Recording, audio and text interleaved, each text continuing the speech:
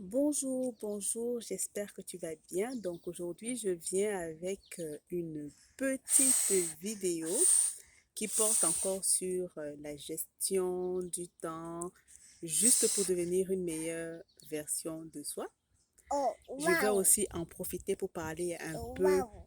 de moi, de mon parcours, de pourquoi je suis tellement convaincue que devenir une meilleure version de soi doit être un projet de vie, c'est un projet continu. Donc, lorsque je suis au Sénégal, en fait, il y a quelques années de ça, je commence à discuter avec un ancien camarade de classe que je ne vais pas nommer. Et donc, il me parle d'un livre qui s'appelle Conversation avec Dieu.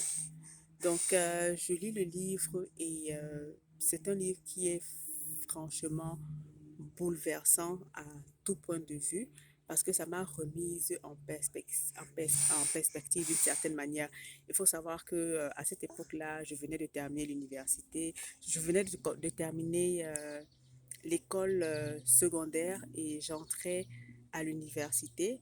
Donc, c'était pour moi une découverte parce que j'étais vraiment dans une phase transitoire de ma vie où on se relaxe, on se demande ce qu'on veut faire de sa vie, on est un peu perdu. Donc le livre m'a un peu remise sur les rails parce que dans le livre, d'une certaine manière, on dit que on est une part de Dieu et que à travers cette part-là, elle veut faire l'expérience d'elle-même sur la planète Terre. Donc, par exemple, si on veut faire l'expérience de soi étant gentil, une personne gentille, on doit mettre en place des stratégies nécessaires pour faire l'expérience d'un soi gentil. Donc, ça, c'est la première chose.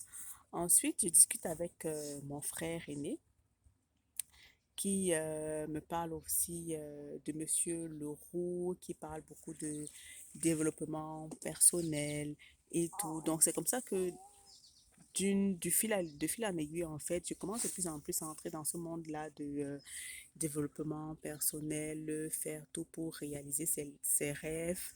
Mais même si j'y suis, je n'y crois pas forcément.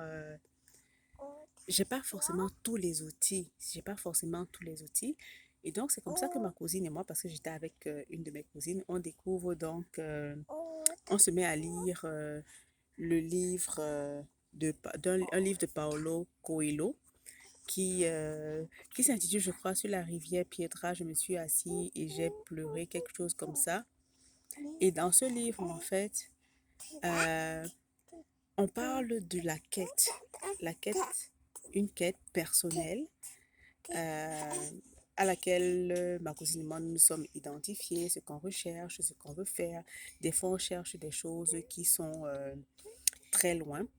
On veut faire des choses, on pense qu'elles sont inaccessibles, alors que parfois elles sont plus proches de nous que l'on ne pense. C'est de se pencher en fait vers revenir en soi et puis d'une certaine manière croire en ses rêves. Donc c'est comme ça que d'une certaine manière je me rapproche. Donc j'entre dans le monde du développement personnel. Donc, c'est quelque chose que je te recommande beaucoup, beaucoup, beaucoup, beaucoup, beaucoup, beaucoup, beaucoup, parce que ça m'a beaucoup changé. Et donc, c'est comme ça que, à cette époque-là, j'avais écrit un roman, une nouvelle que j'avais rangée dans un tiroir. Et donc, quand je me mets à lire ces livres-là, en fait, ça me permet justement de ressortir cette, cette nouvelle et d'avoir confiance en moi, de la soumettre, de l'envoyer à une maison d'édition pour pouvoir me faire éditer. Donc voilà un petit partage, une short story, une courte vidéo